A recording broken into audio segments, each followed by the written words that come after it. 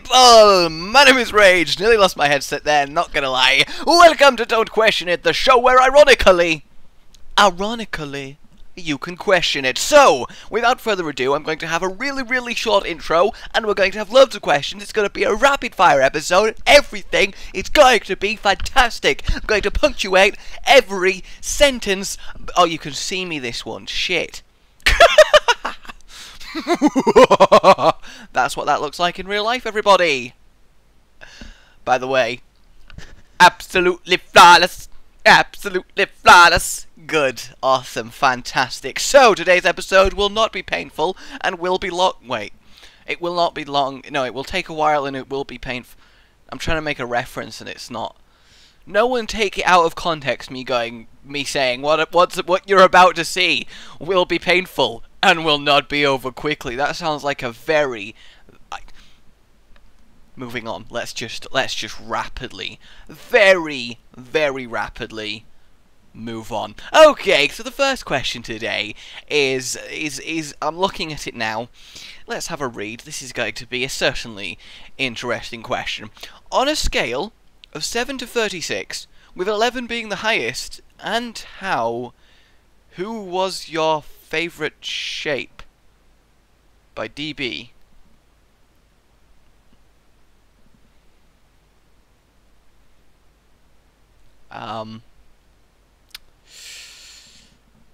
Apple? Moving on. That really threw me off. I'm not gonna lie. That question that I clearly chose to answer because it would be funny threw me off. Oh, what am I like? Okay. What was the very first video game you ever played? How old were you? How did you like it? By JF. It was Tomb Raider, the first Tomb Raider. I was 8, and I gave it a thumbs up. It was a visual. It was a tomb.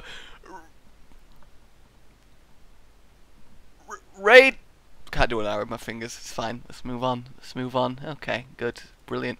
What are your favourite non-anime shows? By the way, thanks you for suggesting. What are your non-anime? What are your non-favourite? What are your favourite anime shows? And by the way, thank you for suggesting non-anime shows. They are amazing. Well, Mr. J, it's JF again. Holy shit! JF is an accidental sneaky bastard because I chose 2 of his questions without realising it. JF. Well played. So, my favourite non-anime shows, probably Game of Thrones, Walking Dead, Sherlock, Spartacus. Just going down the list of IMDb real casually here, looking at things that Doctor Who, obviously. The Apprentice, oh yeah. Britain's Got Talent. Fucking Comedian Kid should have won. I'm so upset. For anyone who hasn't seen it yet, what the fuck haven't you seen it yet? What else? Well, that's a few, and you know, that gives you a nice little scope of the kind of stuff I like to... Top Gear, I like Top Gear when it's on. A little scope of the kind of stuff I like to watch. Let me have another quick look, make sure there's nothing I've completely missed. Why is Dragon Ball Z, according to this website, the 54th best TV show ever made? Like, legitimately, according to this, you know, IMDb, which is the ranking system for these things, why is Dragon Ball Z of the 54th best visual creation ever? That makes no sense to me. Literally. It's ahead of Legend of Korra. What is this? Although I do like according... I'm getting really distracted. Next question, everybody. That's my favourite shows, and I like them because they're good shows, okay? I'm not going to go down every show and individually explain why I like it. I'm just not going to do that thing. So, just take it, deal with it how they will. This is by CB. Are you in some way scared of the idea of death? P.S. Could you say hi to Hollow for me? Hey, Hollow. So, CB says hi to you. Look, I imagine in a wave-like motion, so if you could, you know, say hi to CB in the comments, that would be lovely. It's gonna be a test to prove if he watches my videos, the dick. Bet he doesn't. Bet you there's no It's probably gonna be, and I'm gonna look like a twat. But still, it's on. Okay, so does the idea of death scare me? No. Okay, next question. probably should elaborate on that one, shouldn't I? The reason the idea of death doesn't scare me, what the scary thing is about death that most people seem to get confused with is they're not afraid of being dead, they're afraid of the process of becoming dead. For example, if I told you I'm gonna kill you via many sword wounds, you'd be like, I'm scared of that, but not because you will be dead, it's because it will hurt like a bitch having a lot of swords being stabbed into you. That's the distinction I make. The actual idea of being dead is something that I don't really care about at all, because when you're dead, you're not going to know that you're dead, you're not going to know anything, you cease to exist as far as yourself and the universe is concerned, so therefore nothing matters anymore, so therefore being dead is irrelevant, if you get me. At the point that you die, nothing, no one, and just literally nothing matters at all. So it doesn't matter that you're dead, because that's it, you're done. The only thing that people are scared of is the way that they become dead. If I died, this is a bit morbid, but if I went to sleep tonight and passed away in my sleep and didn't wake up tomorrow morning, fine. As far as I was concerned, nothing would be gone. That's it. Nothing. I wouldn't be like, it's not like I'd be in like this void type area going, oh man, oh why am I dead? Oh, it had to happen. I had a video to make today and I'm dead. Oh. It's not like that would happen, would it? I just wouldn't know about it. Nothing would matter anymore and it's fine. So that's how I like to think of it. That's why the actual idea of me being dead isn't scary, but potentially the method at which I am made dead would be scary. If that makes sense to everyone. Let's go on to lighter topics. Lighter topics have started floating. It was funny. I don't care what you say. Fuck you guys. Okay, so everyone who thought that was funny, you guys are great. But for the people who went, why do I still watch this? Yeah, I just gave you evils, one of it. Okay, so next up we have Hi Rage. Good start to your questioning. This is from LW. Where in the world would you like to travel to, and why? So, you know, honestly, I really do enjoy traveling. From my trips to Iceland, America, Spain, France, Germany, Switzerland, and Luxembourg, Portugal,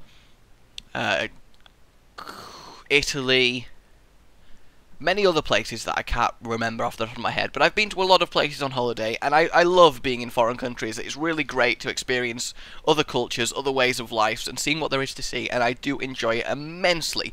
So, honestly, in terms of where I'd like to travel to, I would be open to travelling anywhere, because, well, you know, within reason, obviously, but because it's just great fun. That's why I kind of want to stay living in England, which is something that not a lot of my friends want to do, and family as well. They all ideally would like to live in a different country. But I want to live in England so that every other country in the world is still a novelty when you go there on holiday, because what people don't seem to realise is that they go on holiday to a country and they're like, this is amazing, but if you went to live there, it would just become normal, and you'd probably after a few years be like, oh, I'm sick of this, I want to live somewhere exciting, and the cycle repeats. The expression, the grass is always greener, is true for a reason. So I like the idea of staying in England and keeping every other country as something that's exciting and something to aim for. And number one on my list of countries to travel to that I haven't technically been to is probably Japan. I'd love to visit Japan. So there you have it. Alright, next question. We're really rocking. Okay, here we go. This is from My Name Isn't Strange. That's his name. My Name Isn't Strange. So good name, man. Rage, I've been a fan of you since you had less than 10,000 subs, and I've loved you the entire time. Ah, but now I fear for my life. Okay, dude, we'll sort this out. Last night I had a dream that you and I went to E3 together. Ah, I flew from America to England and met, but E3 is in America. Why would you fly from? Your dream's pretty inaccurate, man. Flew from America to England and met up with you in the airport, but then Evans began a terrorist attack on the airport, in a sheep costume, obviously. Then I woke up. Evans! They're on to you, man! Run! Stop watching this video! I've left you supplies in the place, okay? Get them and get out of the country. They are on to you, man. We will have to try again later. I mean, moving on. The next question comes in from RM. Hey, Rage. Good start. This guy also definitely knows how to properly start asking me questions. Is good. Yes, it is. Okay. Since you're clearly very intelligent, why, thank you. You can tell from my voice. Wow. Okay, let me try and do a very normal, intelligent voice. So this is me. Wow, I'm not even going to try, it's just going to be... from the discussions that you've had in your questions thus far, which really isn't that shocking. Why are people shocked? You're so smart. I don't know. Why are people shocked? How about answering some of life's unanswerable questions? We'll see about this, mate. Number 1, what happens if you're in a car travelling at the speed of light and you turn on the headlights? Well, if you were in the driver's seat, let's say, and you're driving at the speed of light, apart from going, "Oh, I'm driving at the speed of light," oh, which you probably, because, you know, fun, you turn on the headlights, what would happen is precisely nada, zip, nothing. From your perspective, in the driver's seat, travelling at the speed of light, because the lights from the headlights would also be travelling at the speed of right, and thus travelling at the same speed you are, you wouldn't actually see the light because it wouldn't travel further than the headlights because it's already moving at the speed of light. So it would appear, from your perspective, that nothing has happened. The headlights would light up, but nothing would be emitted from them because you're moving as fast as it's being emitted. So say this is the headlight, and this is the light being emitted, my other hand. Normally, when you turn on... In fact, let me put it on this side. Okay, so my left hand, this hand is the light. When you turn on your headlights, light gets emitted like so. But if you're moving at light speed, the headlight gets turned on, it's on now, but you're still going to keep moving like this. The light's not going to leave the source because you're both moving at the same speed. So you won't see anything if you're in the driver's seat. If you turn on the rear lights and turn on the lights, from your perspective, the lights from the back of the car would appear to be moving at twice the speed of light, so a hell of a lot faster than normal. So if normal you turn on your rear lights, boop, then if you were travelling at the speed of light and turn on your rear lights, just mega fast, okay? Unanswerable, my ass! Alright, next one. If you accidentally ate your own tongue, what would it taste like? Well, it wouldn't taste like anything. You literally are tasting... You can't taste your own tongue because your tongue has your taste buds. It's a common myth. If your tongue is removed, your tongue is your source of taste, because on your tongue are thousands of taste bugs. Taste bugs? Yeah, that's a nice thought. Everyone on your tongue, there are thousands of insects tasting your food for you. No, there's loads of taste buds. I don't know the actual number. Thousands is probably a vast understatement. And when food, etc., comes into contact with it, it identifies the texture and flavour. So if your tongue was removed and you were forced to eat it, it would taste like precisely nothing. Okay, 2 out of 5 unanswerable questions done. 3. What colour is a mirror? I shall have to reflect on this. Bet a lot of you saw through that joke. Good times. A mirror, like everything is the colour that it doesn't reflect. Okay, so every object that you perceive with your eyes is the colour based on light wavelengths hitting it. For example, this black doesn't really work because black's a horrible example. For example, a red t-shirt. A red t-shirt is red because it reflects every colour of light except the red spectrum, so you see red because that's what remains. A mirror, however, reflects every single bit of light, so technically a mirror is colourless, but in practice that's not viable to have a completely colourless object, so mirrors tend to be slightly tinged green. Slightly on the green side. I mean, you can kind of... I've got a mirror right there. If you look at the actual side of the glass in a mirror, if it's not in a frame, you can see it's kind of tinged green. But to answer your question, it is effectively a true colourless object because it is reflecting all light. Colourless with a hint of green. That's a mirror. Ha! If Mars had earthquakes, as number 4, would they be called Marsquakes? No, because earthquakes are not named E with a capital, they're named E with not a capital, meaning the earth, as in dirt, as in the soil underneath your feet, earthquake. So on Mars, earthquakes would still be earthquakes. Just heard an ice cream van. Don't worry about it! So yes, on Mars, earthquakes would still be earthquakes because they refer to the earth, not the earth. And number 5, what is the speed of dark? Haha, this one might be a conundrum, but no! Fine, sir. The speed of dark is 0. Dark does not have a speed because dark does not travel. At no point does dark ever move anywhere. Now, let me explain this one. You might think when you turn off a light and a room gets plunged into darkness, the dark is spreading around the room and making everything dark. Whereas, in fact, that's not true. Everywhere in the world right now, let's just use the world as an example, it probably applies outside into the universe, but everywhere in the world is completely dark. Which you're thinking, no it's not, the sun's up and it's nice and day and everything's light, which is true, but everywhere in the world is dark. What I mean by this is that darkness is simply the absence of light. It's not a substance or thing or particle or anything in itself. It's non-existent is dark. It is simply the absence of light. So when you remove light, the dark that was in the corner of the room doesn't spread out and overtake the room. The dark that was everywhere is now suddenly the only thing present again. So the light's withdrawn, so the dark that was where the light was is now what you're...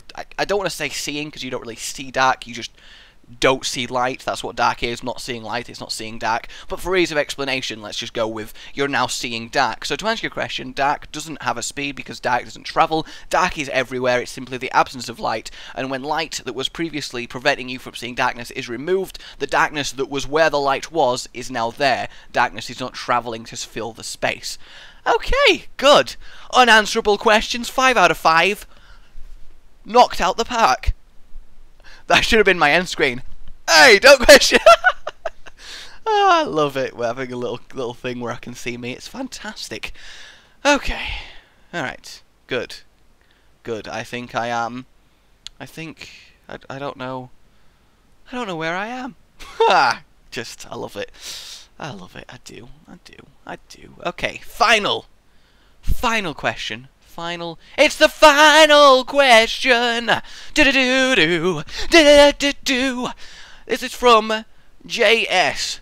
Oh, he says call me AP. Sorry, JS. This is from AP. I know you're a PC gamer for life, and you must have heard about the PS4 and Xbox One. No. What are they, dumbass? How about this? I'm going to be sneaky. First sneaky bastard of the episode, ladies and gentlemen, and the last because he's the last. Question. Which one would you choose if PC gaming died out? Which do you think took over E3? Would you consider buying one and playing some games? Thanks. Okay, so I'm not going to answer these separately. I'm going to answer this in a general, let me talk about this because people probably want my opinion on the PS4 and Xbox One and E3, etc, etc. So E3 was fun because Sony had effectively 2 sessions.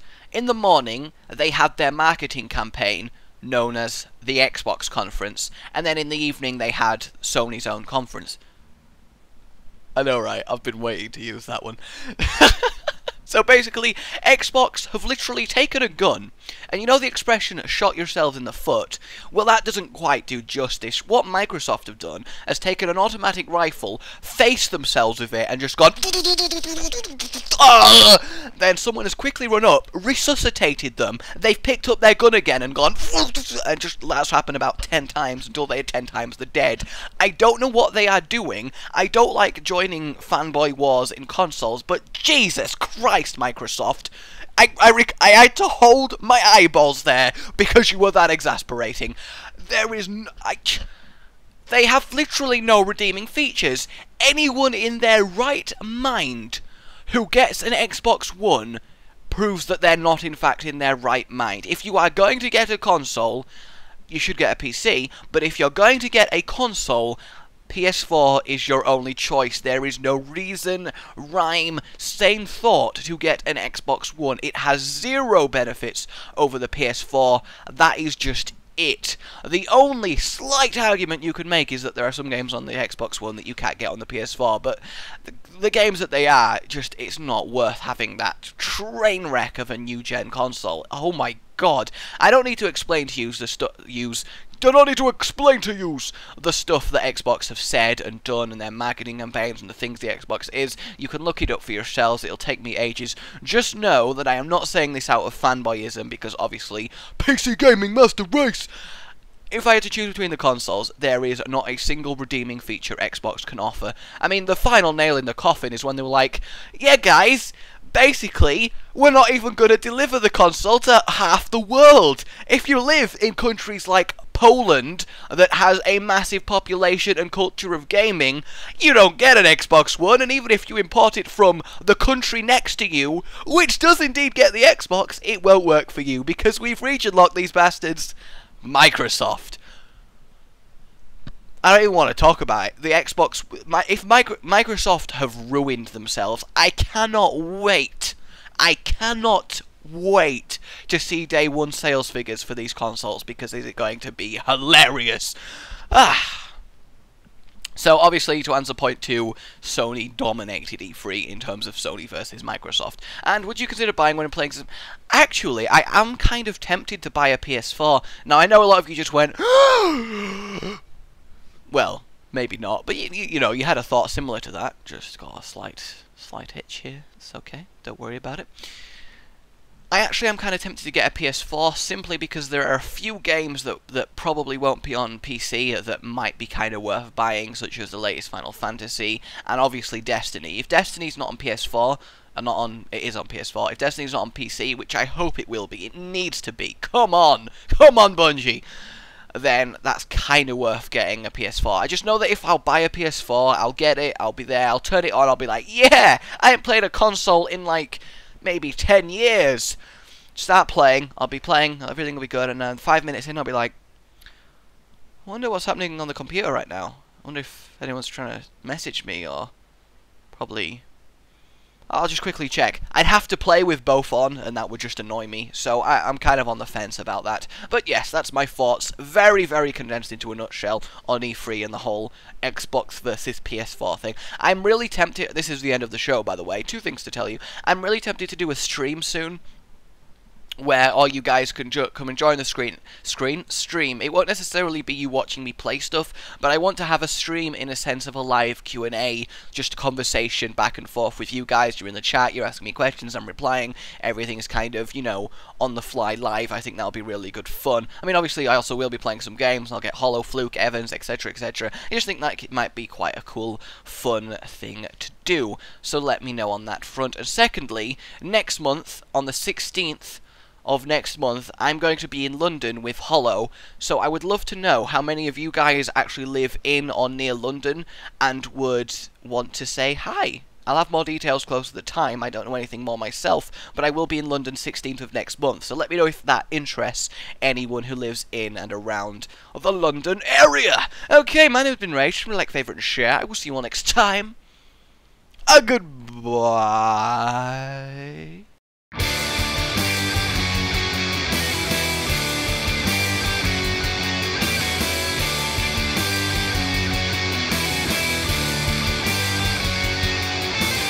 Rage here in the building.